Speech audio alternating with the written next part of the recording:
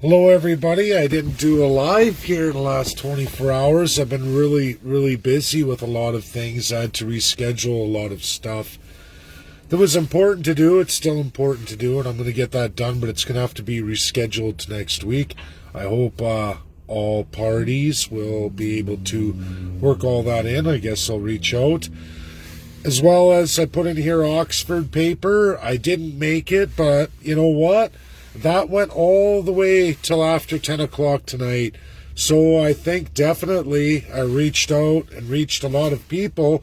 And there was a lot of time and commitment by Oxford to put the short list of papers. So we can look at it whichever way. Obviously, it took a lot of time as they close at 5 o'clock. They're 5 hours ahead of us. And I didn't get an email till after 10 p.m. their time tonight. So, not bad. Who knows? I wasn't thinking I would get selected. It's there. People read it. Everybody should be happy. What makes me more happy is all of you are going to get it now, as well as it's going to go out to all the UNSC. I have all their contacts. They're going to get it too. Something to read. And that brings me to the point of this video, which is clearly upsetting. It's upsetting. So Joe Biden, if you haven't heard, has expelled a whole bunch of diplomats from Russia. I don't know if that includes the UNSC or not. I can't see it. I don't think USA should or could do that, but they may. They may very well have. I'm going to look at what 10 diplomats were expelled. New imposed sanctions on Russia. They say it's over solar winds and a hack job. They say, America says they traced to the Russian government that they were trying to steal their tech. Which brings me into something I absolutely can tell all of you right now. Nuclear under proliferation. As I said, you can go back. It's published in the Nuclear Atomic Energy Commission right across the world. Joe Biden rolls out his Green New Deal is absolutely bound to nuclear. The whole new generation of super advanced proliferated reactors. Sorry to burst your bubble. Maybe, I guess, Saskatchewan will see a few $1 billion thrown their way over this energy transition in actual enriched uranium mining. I bet you any money Saskatchewan's going to get hit for that highly enriched 20% uranium that comes out of Saskatchewan. USA is going to be all over that, because that, everybody, is absolutely the only way to complete the energy transition. You can talk solar, you can talk wind, you can talk hydro. It's all what's available and what is going to work in what climate. That's the reality. And there are very few places in this world that will generate green energy in any real sustainable, in any kind of real economic sustainability. The only way is absolutely through proliferation. Canada is a non-proliferation country. We do not run on highly enriched uranium, even though we have the greatest source of it and the highest abundance in the entire world. We will sell that to other countries for pennies on the dollar, while we stay in absolutely non-enriched uranium, meaning we have to tone ours down. We have to constantly reload energy cells, and it costs a whole lot of more money. That's the reality. We signed non-proliferation. We don't get proliferation. They've already discovered as well, too, a battery that runs on the plutonium, the rods, the graphite. You know, when you hear about Chernobyl, the explosion of the graphite that was scattered throughout the region, and anyone who touched a piece of graphite, their life is over. You know, you couldn't even touch it. That graphite, they found a way to make 28,000 year running batteries. Batteries with an energy source of 28,000 years. You can only do that with advanced nuclear technology that only comes from absolute proliferation. Which means in our green change, when they talk about using nuclear to explore hydrogen cells, hydrogen batteries, you better have an advanced nuclear program available. You better have graphite as the reactive, and you better be using highly enriched uranium. Ooh, problem, Canada. That's not you. So what is Trudeau taking us on? What is Jason Kenney and the rest of the lunatics talking about small package reactors? What are they talking about? Well, I can tell you they're talking about being unviable, uneconomical in today's world. On a green transition or not, there's no reason why Canada could not switch absolutely 100% from fossil fuels. Maybe not entirely 100%, but there's no reason why we couldn't switch absolutely 90% of our energy focus to nuclear if you're going to go that way.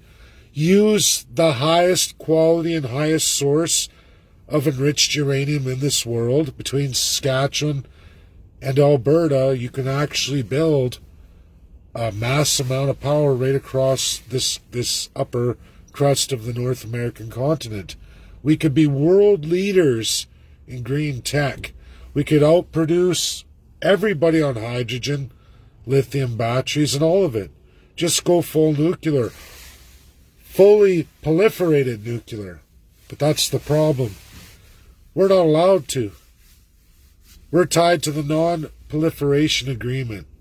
That's Canada. And why? For all the radical environmentalism, there's no future for Canada whatsoever. There will never be a viability in hydrogen unless we use advanced, highly enriched uranium. These are realities.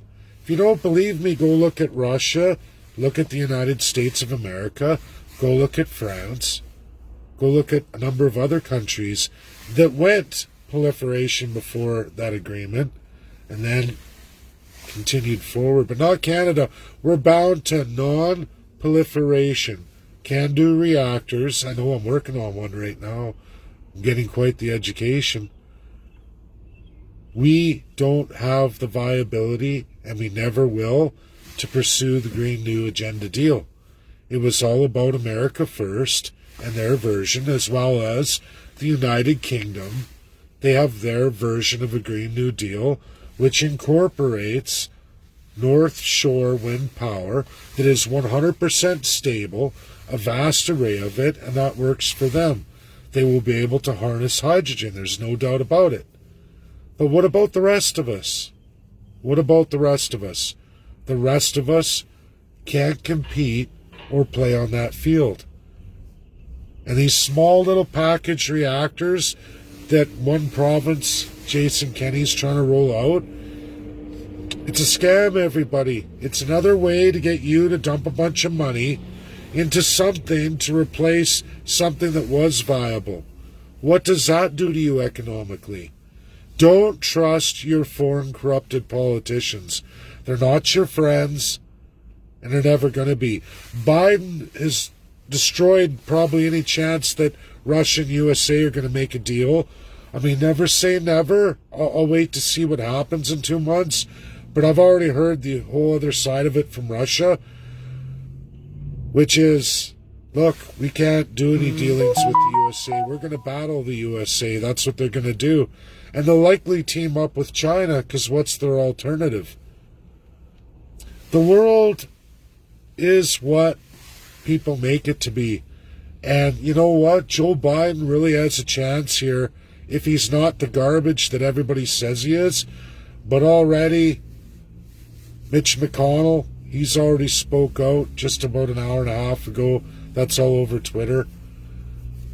We're going down the toilet. I don't know what to say. And Canadians still cling to the same idea that somehow it's all going to work out if we just trust our corrupt politicians, if we just blindly put our faith in with zero rules of governance. What's happening with Ukraine and Russia right now over Crimea and all those separatist regions is all a matter of what are the constitutions of those regions, because they have them, And what are the constitutions being imposed by Russia Federation and or Ukraine? These separatists didn't come out of nowhere. They were armed militia groups right inside the regions. Sure, they have Russia firepower, but what did, like the United States, because I can tell you I've read all 50 constitutions of the United States. For example, Texas has a militia. They have their own state army, just in case the American government was to overstep its boundaries on the sovereign division of powers. Texas, as are many regions in the United States, able to muster an army at the snap of a finger and fight the federal government. Now, people around the world say, oh, look at the USA, it's a really warmongering state. I read a paper in the Oxford presentation that was on legal speak, and the big debate came up, and they used the example of the Second Amendment, the terminology, the right to bear arms. Now, I went with plain speak. I don't believe in legal speak. And why don't, or trying to put these big words and almost talk down to the people, is that if you're going to codify a constitution for the people, by the people, it won't be in traditional legal speak of upperly scholars. I think it should be plain, direct language. The right to bear arms. That to me tells me I have the right to have firearms and bear them should I need to as you go on throughout the Constitution. Pretty straightforward. It's lasted hundreds of years. Nobody can get that wrong. Judges have a hard time being able to write any legislation that breaches that. Plain speak, simple language, clear, and you guys wouldn't imagine in the convention how much time and energy went into that simple, plain speak statement. That was looked at for many, many hours by many great minds. But that is the beauty of plain speak. That's how things should be done. That's what I believe. I think that anybody who reads a document should be able to read it, have no qualms about it. Things should be written that need to be absolute and enshrined, and rules of governance. This is a rules of governance. It gave rules that government, whoever you elect, this is the rule for the people, and you can't usurp that. And no court can either. The court looks at it, a judge, they go, geez, the right to bear arms. I'm sorry, if your legislation says anything outside of that, I can't pass it. I have to rule against you. If you bring it to my court, any judge who reads that has to say the right to bear arms, safety, civil right of ownership and licensing and all these other things. I mean, they can throw it there, but at the end of the day, the right to bear arms exists. All 50 states have the right to build militias. That's a division of power in the U.S. Constitution. It's in there, these rules. And then every state made its own constitution. If they didn't come with it when they joined the Union, they absolutely had to build it to join the Union. You had to cement your rules of governance, how to govern, and enshrine all the rights that you were provided by that federation, which is the Union of the United States, which is the federal government. They have their division of powers. The states have cemented theirs in rules of governance. Russia has this too. I am in desperate need of seeing those regional constitutions. What I really laugh at is any one that I've read or any works I've looked at, regional constitutions are not a part of the big global language. Nobody looks at that. I'm probably the only one. Lots and lots of people want to comparatively look at all the different country constitutions, which is basically, yes, every UN state. Look at every UN state. Look at their federal constitution over the whole country, whether they have regions or not. nobody ever looks at the regions. USA and Russia are very close. They're actually closer than everybody wants to admit. They're separated by two-party system, one-party system. That's really all they're seriously separated by, besides key components of the Constitution. But Russia has them too. Even though they use the parliamentary system, they have a ginormous amount of executive power on the federal, but they have regional constitutions. Canada doesn't. People have no idea. Canadians have no idea. Those militias that they're rebel rousing in Russia's regions inside the Ukraine right now, the real fight is regions trying to go independent from Ukraine, and a matter of Ukraine and Russia fighting over who's going to be the federal authority over these regions. When possibly, I don't know this for a fact, because I need those constitutions. I need them in English. There is a list of them, not from Ukraine. I'm going to have to dig deep into that. What I want to see is the regional constitutions from the Soviet Union, if there were any. Then I want to see the autonomous constitutions under the region of Russia. Then I want to see the region changes of constitution under Ukraine. I believe if I read those, I'm going to understand the minds of the separatists, and I'm going to know exactly what's going on in the region. Is Russia the bad guy? Is Ukraine the bad guy? Because I can tell you this in absolute international law. If you haven't read the superpowered Magna Carta of the world today, the only living representation of a legal Magna Carta is the 1948 Declaration of Human Rights. I know a lot of Canadians, a lot of groups get into Magna Carta. The living embodiment of Magna Carta is the Declaration of Human Rights 1948. That is the current example in this world, and it's on superpowers. It's been greatly added to, lots in there. Rights to revolution, rights to everything a lot of people want, and it's cemented, except for one of the great powers in this world, Russia, hasn't ratified it. As well, too, Ukraine didn't ratify it. Which brings me back to the United States of America. Why I have a real hard time believing Joe Biden right now, President Joe Biden, or our Canadian government.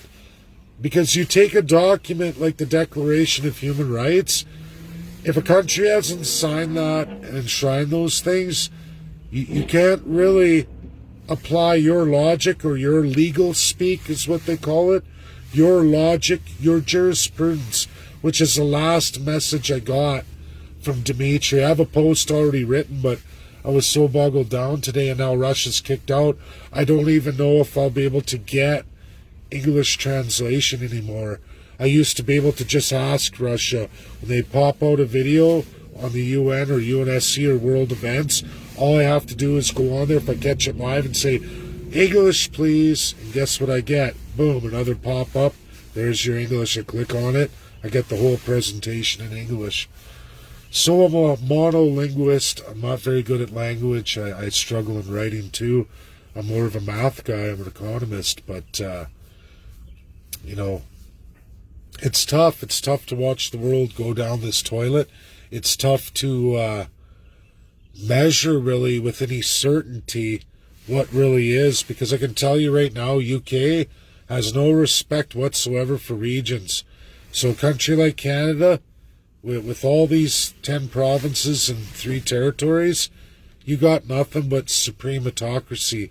Politicians who decide what your enshrined rights are, how they will be determined as they're elected in full crown authority. Like, they're kings.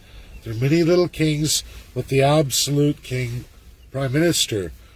Conservatives and liberals have known this since 1952. They jointly agreed to this. They're the only parties who've ever held the crown and held the crown power. They absolutely have it, and they don't ever want to give it up. It's the political science design of the Canadian political system. If you ever build a political party, you can make it for anything you want to. As I just got off the phone actually with, I can't say because they're involved in politics right now, but they're pretty loyal with me and they share a lot of stuff, but they're pretty disenfranchised today. I got a lot of disenfranchised phone calls. Gets into not just our mainstream parties, but all the parties right now. A lot of events going on around the country, and then also political narratives in specific provinces. And it's always the same thing, same theme. And I know what that theme is. It's the corruption theme, that we build a party, it gets usurped. We go build another party, oh, it gets corrupted, it gets usurped. And it all goes back down to those who hold the actual legal roles in a party. They can do whatever they want. Politicians are allowed to lie to you. And they've learned this. They've been lying for a very long time. They're very good at it. And they put in what are sleepers. They drop them into your little party. If a party, a mainstream party, starts doing bad things and they know they're losing a bunch of their members, it's okay. They'll form another party, but they drop somebody in there that's going to usurp that. When it gets big enough and it starts to become a problem for the mainstream party, they do a merger, promising all these things for that group, but that's quickly dismissed because the political science of Canada is a registered party board of upwards of 5 people, 3 of which have all the power. That's legal in Canada. Nobody else. Make a party of 40 people, 60 people, 80 people, 1 million people. CAs, MLAs, MPs, they can be thrown out. One phone call, the leader can pick up the phone. They're out. They're independent now. Derek Sloan, Randy Hillier, provincial example, federal example. Many have been through it. That's the power. They can steal your CA, all your CAs. You could have a group of CAs. I have stories across Canada, across the West, to Newfoundland. I got tons. Been at it a long time. I've seen the same characters come and go, and people fall for them again, even though they've destroyed 3 parties, leading right back to the autocracy of what? That crown power, most often than not, they're sworn to. And we got a whole bunch of people out right now tricking a whole pile of Canadians. I'm for you, but they don't promise any constitutional change, which means they want to incorporate the crown. Because when you look at their background, Canadians across all of Canada, they're sworn to the crown. When you see a leader who's got PC in their title, Privy Council, that man or woman has sworn an oath, an absolute oath to Prime Minister, the crown of Prime Minister, regardless of who that is, across whatever aisle. That is pure federalism of our corrupt system. And you can look at their policy and platforms. It may sound really good, but what do they really promise you, Canadians? Do they promise you constitutionalism? Do they say, we're going to write rules of governance, we're going to make sure that all these promises I made to you are going to be lasting, meaning if I get voted out or I pass away, the next leader who comes in isn't going to rip it all up and go the other way. Or even better yet, I'm not going to lie to you and throw it all away. They should commit to constitutionalism. It's insane the provinces and territories with 2/3 of the constitutional powers, which is 2/3 of your rights, Canadians, are not written in any codified constitution. They are absolutely subject to whoever you elect and whatever they want to do. One individual. And Canadians are trying to tell me this is democracy. That, oh, it's okay, I elected a supreme leader to decide how my civil charter and human rights are going to be determined in any given scenario. In fact, I'm going to get this supreme leader to do whatever they want, anytime they want, with any foreign power or interest, regardless of the moral majority of the people.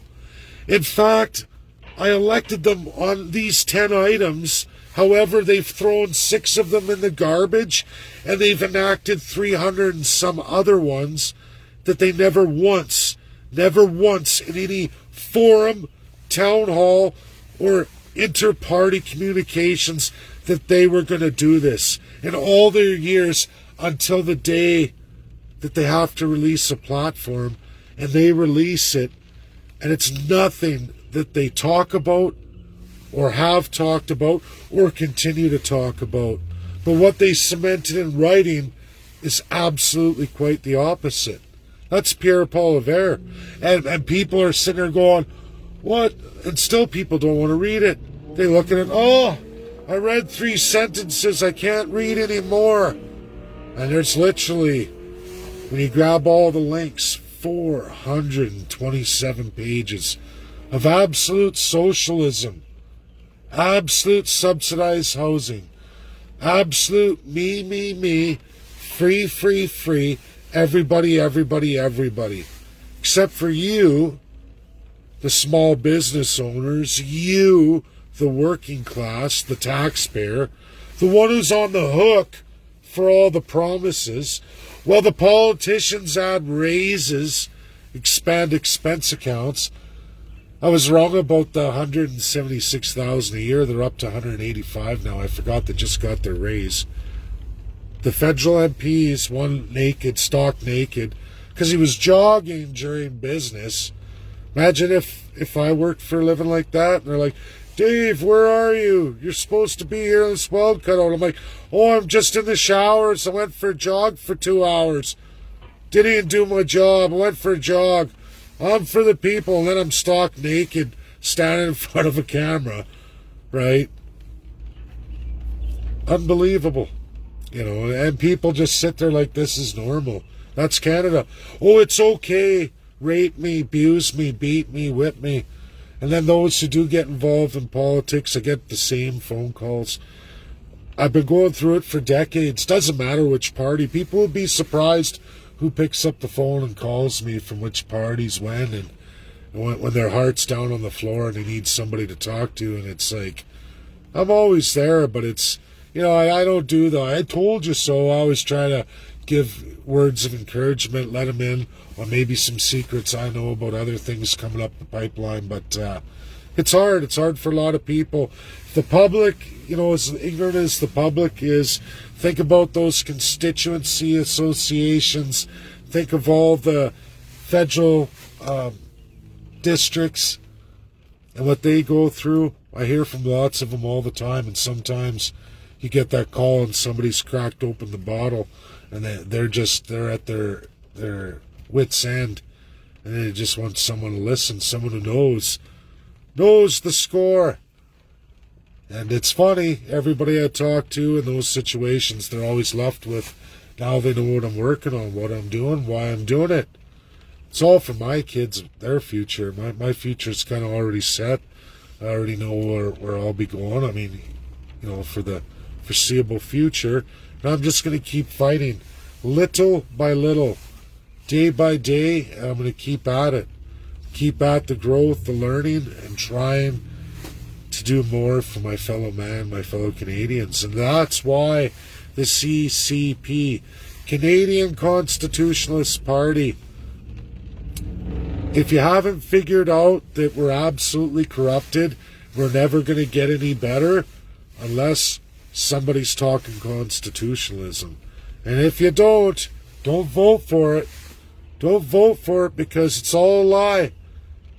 What they put down today will be gone tomorrow. And even though they promise special interest groups of today these things, guess what? As soon as they get big enough, or another special interest group, to expand their voting base, they will take that minority and throw it away. Thanks for getting me to where I am, but now I'm high enough where I don't need you anymore. Or, like I said, the mainstream party comes along and says, hey, look at this. This is a carrot, bag of money, call it what you want. Come merge with me. Scrap all that crap. Collected everybody, rounded up all the cattle. Let's go back to our full autocracy. There's a place for you at this trough. And Canadians, newsflash, from my experience all over politics in the last 20 years as a real one, 80% of the time, the human nature under this crown will take the money, will screw everybody over. Heartbroken time and time again. But you get tough. You realize that there's only one way out of this. Get to the crown, destroy the crown. You do that, or you get the constitutions at least regionally out, or for those that can get to independence, you get the nation constitution out.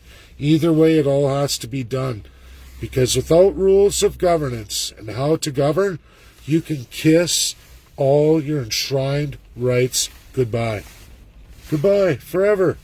Because they will always be subject to some politician who's paid to decide what you are going to have and interpret them as they see fit. And the courts are bound to that crown too. And the authority in our laws and our legal system gives the politicians power, oversight over the courts.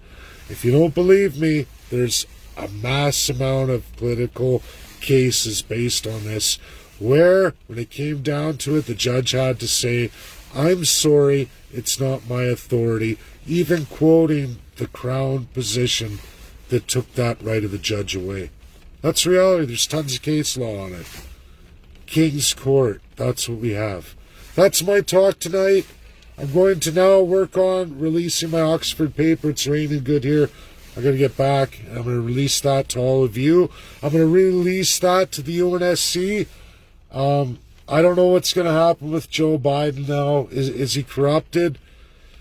He's put Russia in an impossible situation. I don't know. Maybe it is the China syndrome. I don't know. But it's scary.